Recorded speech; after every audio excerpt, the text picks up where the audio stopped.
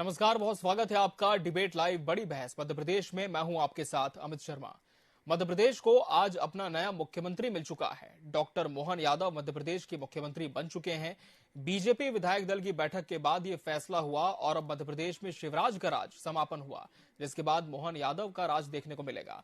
मगर क्या डॉक्टर मोहन यादव के लिए मध्य प्रदेश शासन संभालने पर कुछ चुनौतियां भी साथ होंगी?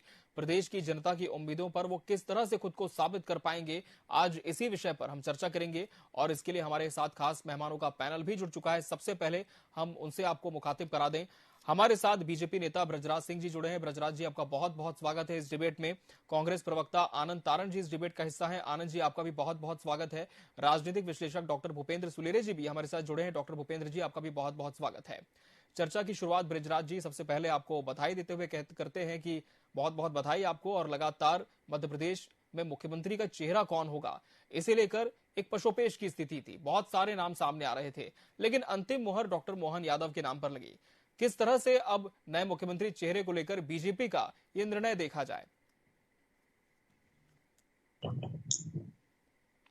सवाल मुझसे है? जी जी ब्रजराज जी, आप ही से सवाल है जी। देखिए, हमारे नेतृत्व का सर्वश्रेष्ठ निर्णय है। डॉक्टर मोहन यादव जी एक शिक्षित जी और बहुत पुराने कार्यकर्ता हैं हम्म भारतीय जनता पार्टी के। जी एक लंबी उम्र से उन्होंने जी एबीवीपी से लेके आरएसएस में कार्य कर जी तीसरी बार के विधायक हैं, उच्च जी शिक्षा मंत्री रहे हैं, अच्छे शिक्षित व्यक्ति हैं। शिवराज जी ने जहां तक राज्य को लेके आए हैं, वहां से आगे ले जाने का कार्य करेंगे।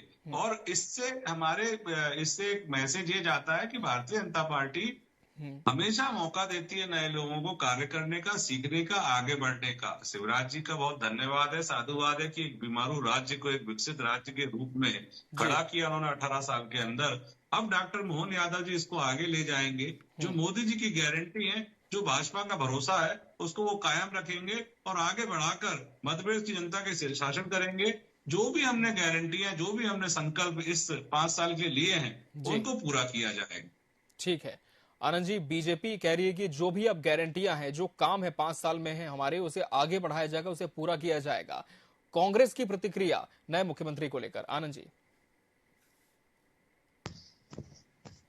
देखिए, यादव जी को बता जी निश्चित रूप से जो मध्य प्रदेश में भारतीय जनता पार्टी ने जो वायदे किए, जो गारंटियां दी हैं, जो जनता के प्रति उनका उत्तरदायित्व उसे पूरा करेंगे।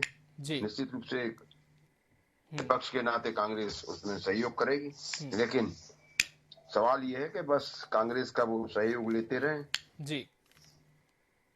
विरोधी भावना से ना देखें। एक दलगत राजनीति में निश्चित रूप से पक्ष विपक्ष होता है, लेकिन यदि उसको विकास के माध्यम से देखेंगे, मध्य प्रदेश के विकास की धारा है, क्योंकि जिस तरह से जो वायदे किए गए थे, वो वायदों में भारतीय जनता पार्टी भले ही कितनी बड़ी बड़ी बातें कर, लेकिन जो भी वायदे किए थे उन वायदों में कहीं ना कहीं विफल रही है। अब जनादेश कैसे ले लिया, ये तो सब चल रहा, आंकड़े चल रहे हैं किस तरह से हुआ, किस तरह से जो चीजें सामने आई है वो भी ठीक है।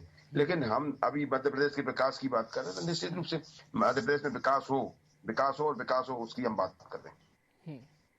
जी ठीक है। डॉक्टर भूपेंद्र सुलेरे जी, लगातार जो नाम चर्चा में आ रहे थे उनमें से किसी पर भी मुहर नहीं लगी और ये लगातार कहा जा रहा था कि बीजेपी एक चौंकाने वाला फैसला ले सकती है, लेकिन बीजेपी इतना चौंकाएगी इसका किसी को अंदाजा नहीं था।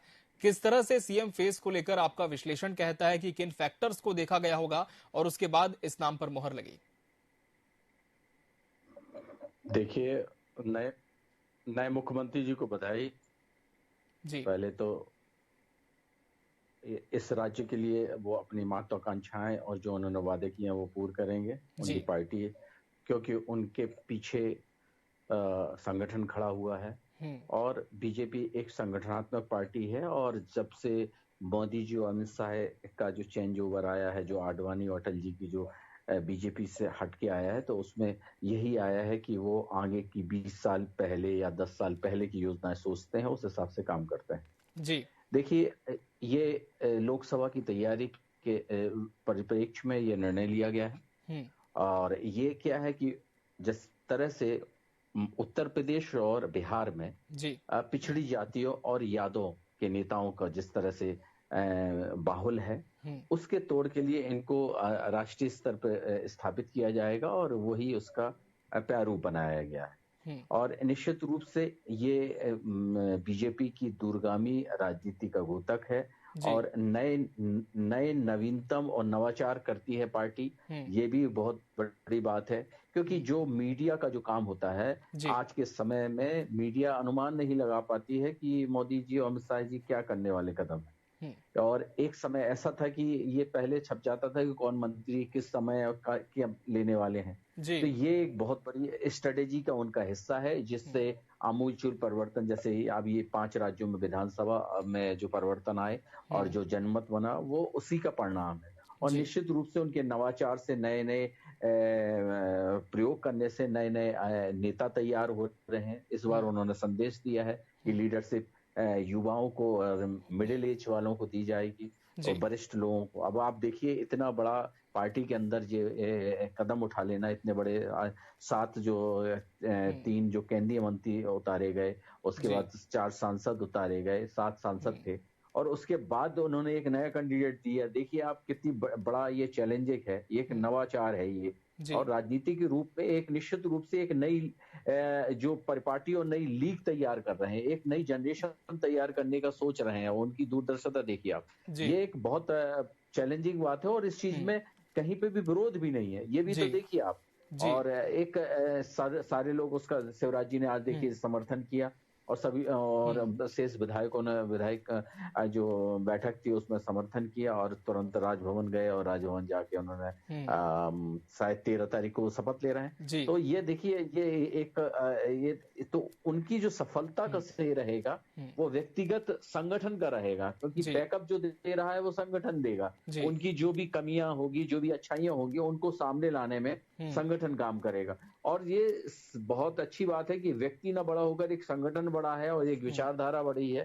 तो आज जैसे पार्लियामेंट सेशन भी चल रहा है, तो जिस तरह से अमित शाह जी पार्लियामेंट में भी जवाब दे रहे हैं, आज 370 का डिसीजन आया संविधान पक्ष में, तो इस तरह से ये जो सब चीज, जो माहौल बन रहा है, एक नया टाइप का सेनेरो बन रहा है राजनीति में और निश्चित रूप से एक नया चीज स्थापित करेगा। और इसके जो उन्होंने ओबीसी प्लस यादों का एक नेता जो तैयार कर रहे हैं, जो कि हिंदी बेल्ट में बिहार और उत्तर प्रदेश में जो एक बहुत बड़ी भूमिका आगे जाके तय करेगी, इसका संदेश देंगे ये भारतीय जनता पार्टी के वरिष्ठ नेता और जो देना चाह रहे हैं।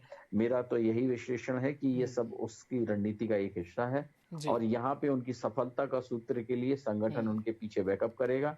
और निश्चित रूप से अभी आपने चाहे बीडी शर्मा हो, उससे पहले चाहे राकेश सिंह अध्यक्ष रहे हो, देखिए सारे लोग ऐसे नाम थे जो आए और अपने आप को स्थापित करते चले गए, क्योंकि संगठन उनको बैकअप देता रहा और संगठन उनको देते रहा। तो ये एक बड़ा ये काम है जो पत्रकार लोगों को काम करना चाहिए, वो नहीं हो पा रहा है। वो आज ये मतलब कि एक राजनीति की स्ट्रेटेजी के लोग कर रहे हैं। ये एक बहुत बड़ा मतलब संदेश है ये कि संचार माध्यमों को किस तरह से इन लोगों ने अपने हिसाब से, जो नाम चलते हैं वो तो बनते ही नहीं है, ये आप संदेश जा रहा है, जो नाम आप चलाएंगे वो तो बनेंगे ही नहीं जी, और एक नया नाम आएगा। जी जी बिल्कुल। ब्रजराज जी, जिस तरह से डॉक्टर भूपेंद्र सुलेरी जी ने कहा कि नवाचार है, एक तरह का प्रयोग है और बीजेपी कभी भी इस तरह के प्रयोग करने में संकोच नहीं करती है, लेकिन आपसे समझना चाहेंगे कि अब जो संगठन की रूपरेखा होगी, पार्टी के काम करने का तरीका होगा, किस तरह का बदलाव सकारात्मक तौर में उसमें देखने को मिलेगा, किस तरह के विजन के साथ अब बीजेपी आने वाले 5 सालों में काम करेगी? शर्मा जी, जैसे आप मान लीजिए कि हमारी जो पार्टी है we believe in politics of report card, तो हमें 5 साल बाद रिपोर्ट कार्ड देना है। जब हमें रिपोर्ट कार्ड देना है तो हमें परफॉर्म करना पड़ेगा, परफॉर्म करके डिलीवरी देनी पड़ेगी, डिलीवरी देखने के बाद में ही हम रिपोर्ट कार्ड में कुछ कह पाएंगे। तो आप निश्चिंत रहिए, शिवराज जी ने भी परफॉर्म किया है, शिवराज जी ने परफॉर्म करके एक मानक छोड़े हैं, जिन मानक पे डॉक्टर मोहन यादव जी को काम करना होगा। डॉक्टर मोहन यादव जी काम करके रिजल्ट देंगे, डिलीवरी देंगे। हमारा उद्देश्य है मध्य प्रदेश जो है ये 5वें नंबर की आर्थिक शक्ति बने देश के अंदर। हमारा उद्देश्य है कि मध्य प्रदेश में महिला सशक्तिकरण की जो हमने गाड़ी एक आगे चलाई है, वो गाड़ी हमेशा चलती रहे, महिलाएं बढ़ चढ़कर हर चीज में भाग लें। और डॉक्टर मोहन यादव जी एक अनुभवी व्यक्ति हैं, शिक्षित व्यक्ति हैं, और भारतीय जनता पार्टी हमेशा अपने कार्यकर्ताओं को मोटिवेट करने के लिए इस तरह के प्रयोग करती रहती है। लेकिन आप अगर कांग्रेस और अन्य सरकारों को देखें तो या तो वहां परिवारवाद होता है या वहां पुराने कार्यकर्ता को ही तब तक खींचा जाता है जब तक कि वो कार्य करने योग्य ना रहे। भारतीय जनता पार्टी में आज डॉक्टर मोहन यादव को मौका मिला है, इससे हमारे बहुत से कार्यकर्ता उत्साहित होंगे और जी जान से पार्टी के संगठन के लिए कार्य करेंगे, जिससे कल उनको भी मौका मिलेगा। और ये आपने हर फील्ड में देखा है, हर राज्य में देखा है, हमने हमेशा ऐसे लोगों को आगे बढ़ाया है जो लोग बढ़ चढ़कर समाज की सेवा कर सके, समाज में परिवर्तन ला सके और देश राष्ट्र धर्म की बात कर सके। जी आनंद जी, राष्ट्र धर्म की बात कर सके, इस वजह से ये बड़ा निर्णय हुआ है। आनंद जी देखिए जी, देश राष्ट्र धर्म की बात की है, देश राष्ट्र धर्म की बात कौन नहीं करता? जो भारत में विश्वास रखता है वो देश राष्ट्र धर्म की बात करेगा। तो ऐसा तो है नहीं इन्होंने कोई नई बात बोल दी हो। भाई इस तरह की बातें बोलकर ये क्या बताना चाहते हैं? क्या यही देश राष्ट्र धर्म वाले, बाकी दूसरा नहीं? आऊंगा बृजराज जी, आप ही के पास आऊंगा जवाब लेने। जी, बातें नहीं करनी चाहिए जी, जो इस तरह की बातें करते हैं, मतलब उनके अंदर कुछ और रहता है, ये कथनी और करनी में अंतर रहता है। जो इनके चीज में जो विद्यमान है, जो इनके अंदर विद्यमान है, वो ये उसका वो बता रहे हैं कि हम में क्या चीज है। तो ये इस तरह की बातें ना करें, ज्यादा अच्छा रहता है। भारतीय जनता पार्टी के लोग अभी इनके मुख्यमंत्री बने, निश्चित रूप से हम सब कामनाएं देते हैं कि वो जनहित में काम करेंगे, जो वायदे किए उनको पूरा करेंगे। आज जो वर्ग परेशान है, चाहे किसान परेशान हो, महिलाएं परेशान है, युवा परेशान है, युवाओं को रोजगार नहीं है, रोजगार भी नहीं है। यहाँ पर जिस तरह से मीटें की गई हैं और मीट के परिणाम शून्य निकले, निश्चित रूप से यहाँ पर रोजगार रहा है, व्यापार आए तो निश्चित रूप से यहाँ का जीवन स्तर बढ़ेगा। मध्य प्रदेश का हम कर्ज ले लेके 4,000 करोड़ के कर्जे से मध्य प्रदेश को लाद दिया। भारतीय जनता पार्टी वाले बहुत अट्ठास लगा रहे हैं इस बात को। तो ये सब चीजें बोलने में सब बहुत अच्छी होती, लेकिन जमीन पे देखें अपन कहाँ खड़े हैं उसको भी देखें तो जरा अच्छा रहता है। गर्वोन्नति हर आदमी करता है, जब कोई अगर प्लस में जाता है, जीतता है, तो निश्चित रूप से उसको गर्वोन्नति होती, लेकिन गर्वोन्नति में वो ये भूल जाए कि हमारे कर्तव्य क्या है। तो कर्तव्य का भी ध्यान रखनी चाहिए। और निश्चित रूप से अब भारतीय जनता पार्टी के पास पुनः कर्तव्य की श्रेणी में आ गई कि हमारा जो जनता ने हमें जनादेश दिया है, हमने छीना है जो भी किया है, लेकिन अब जो हमारे पास जनादेश आ गया है उसको हमें किस तरह से चरितार्थ करके बताना है। तो निश्चित रूप से उसमें इनकी जो भागीदारी वो सुनिश्चित होगी।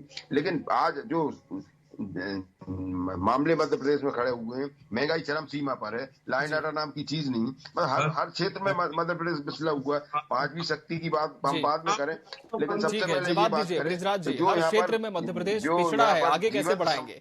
बृजराज जी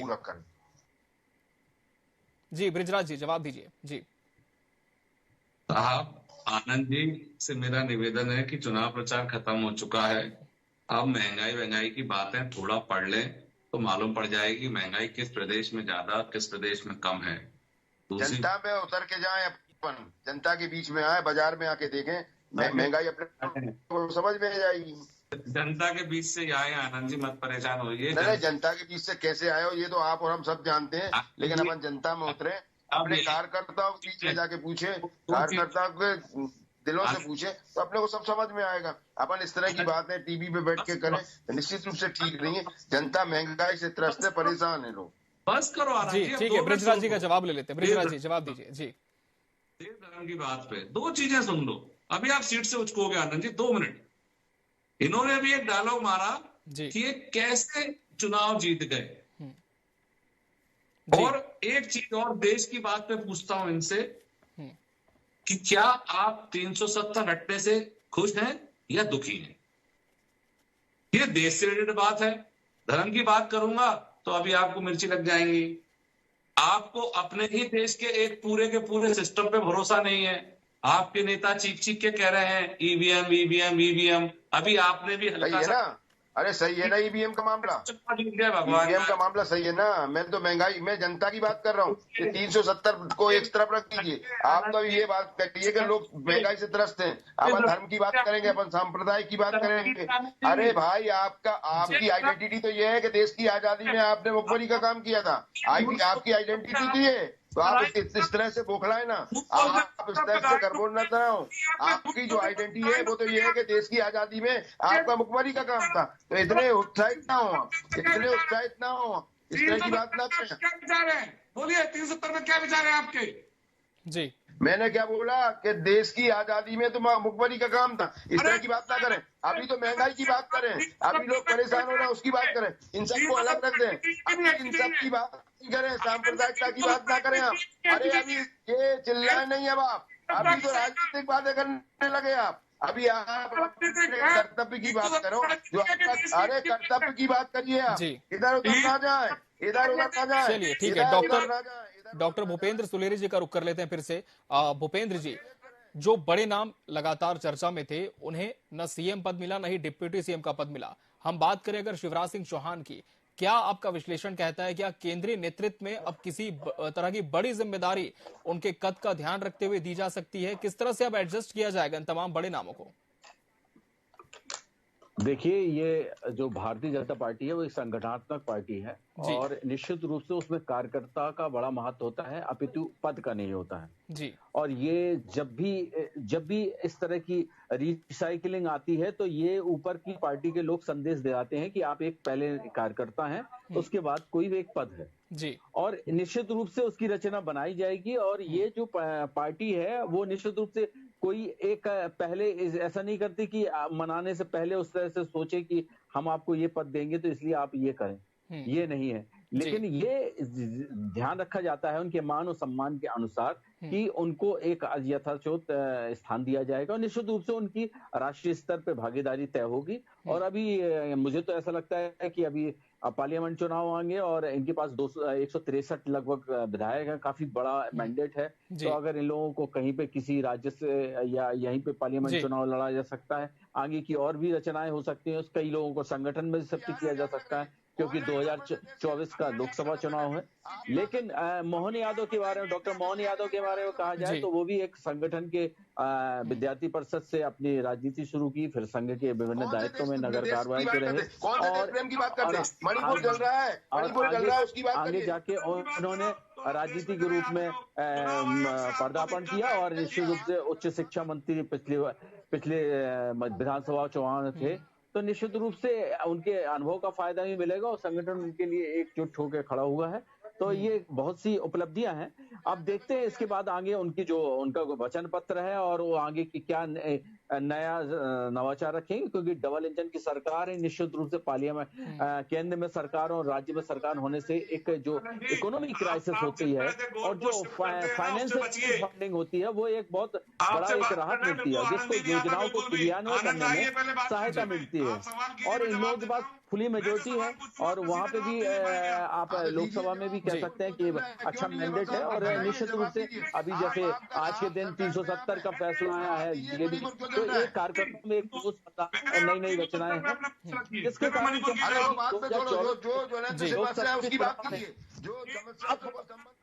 इन लोगों के कार्यकर्ताओं में ऊर्जा का संचार रहेगा। लेकिन विपक्ष को, जो कांग्रेस पार्टी है, वो उसको भी इस चीज को अपना ध्यान देना पड़ेगा कि स्ट्रेटेजी किस तरह से होती है। नए नए प्रयोग उनको भी करने पड़ेंगे, नई जनरेशन को लाना पड़ेगा और व्यक्तिवाद, जातिवाद और निश्चित रूप से परिवारवाद, ये सब चीजों से मोह करना पड़ेगा, एक डिसीजन लेने पड़ेगा। दूसरा, अपने एक लॉजिकल कम्युनिकेशन होना चाहिए, अपने विपक्ष की जो भूमिका होनी चाहिए वो उनको पैनी करनी पड़ेगी। अभी धार उस तरह से दिखती नहीं है क्योंकि सत्ता ही पक्ष सत्ता में दिखता है और वही विपक्ष में दिख रहा है। इसलिए इस रणनीति में थोड़ा सा बदलाव की आवश्यकता है, इन लोगों को करना पड़ेगा। नहीं करेंगे तो जिस तरह से परिणाम आएगी कि सत्ता का भी रोल निभाएगी और विपक्ष का भी रोल निभाएगी। बिल्कुल आनंद जी, जिस तरह से डॉक्टर भूपेंद्र सुलेरी जी कह रहे हैं कि अब बीजेपी में तो मुख्यमंत्री का चेहरा तय हो चुका है, आगे चलकर मंत्रिमंडल का विस्तार होगा, लेकिन जहां तक विपक्ष की बात है, अपनी धार आप कैसे पैनी करेंगे? आप किस तरह से संगठन में मजबूती लाएंगे? 2024 को लेकर किस तरह से तैयारी करेगी कांग्रेस? ऐसा सवाल है सर जी। आनंद जी जी देखिए देखते जाइए आगे आगे होता है क्या। निश्चित रूप से जब हम विपक्ष में हैं तो सब चीजें ठीक आएंगी और किस तरह से पैनी धार है वो भी आएंगी। हमारे जो नेता जी विपक्ष के नेता आएंगे, वो सब चीजें हैं आपको अब ये बातें ना करें जी, इसलिए बोल रहा हूँ गर्भोन्नति ना करें। ठीक है आनंद जी, आपकी बात पूरी करें। बृजराज जी फिर आपके पास आऊंगा। आनंद जी, केवल और केवल सांप्रदायिकता को लेके आते बीच में आप जवाब नहीं दे पा रहे मणिपुर के ऊपर। आप इस तरह की बातें, मैं बोल रहा हूँ ना मणिपुर में जवाब दीजिए ना, क्यों नहीं दे रहे मणिपुर पे? 6 महीने से मणिपुर चल रहा है, 6 महीने से मणिपुर चल रहा है, जवाब नहीं है भारतीय जनता पार्टी के पास। ठीक है, हम विषय पर रहे। सवाल ये था कि अब आगे कैसे तैयारी करेंगे। जी आनंद जी, जा नहीं पा रहे, जवाब नहीं है आपके पास। वो भी हमारे देशवासी हैं, वो भी हमारे देशवासी हैं। शांति करना आपका कर्तव्य है। शर्मा जी, इनसे 370 में पूछिए इनका क्या माने। चलिए ठीक है, विषय पर हम रहे। बृजराज जी, अब चूंकि पूछने का अधिकार विपक्ष का है, सत्ता का नहीं है।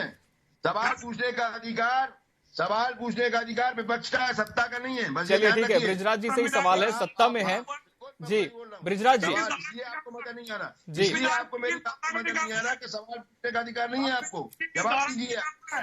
सवाल पूछने का अधिकार विपक्ष को है, विपक्ष सत्ता नहीं है जी। ये ठीक है, हमारी संवैधानिक धारा में लिखा है। बृजराज जी, कांग्रेस आपको संविधान बृजराज जी, कांग्रेस ने एक बड़ा आरोप यह भी लगाया था कि लाडली बहना योजना को लेकर बीजेपी ने बहुत प्रचार किया और यह माना जा रहा था कि कहीं न कहीं गेम चेंजर इस बार के चुनाव में साबित हुई है।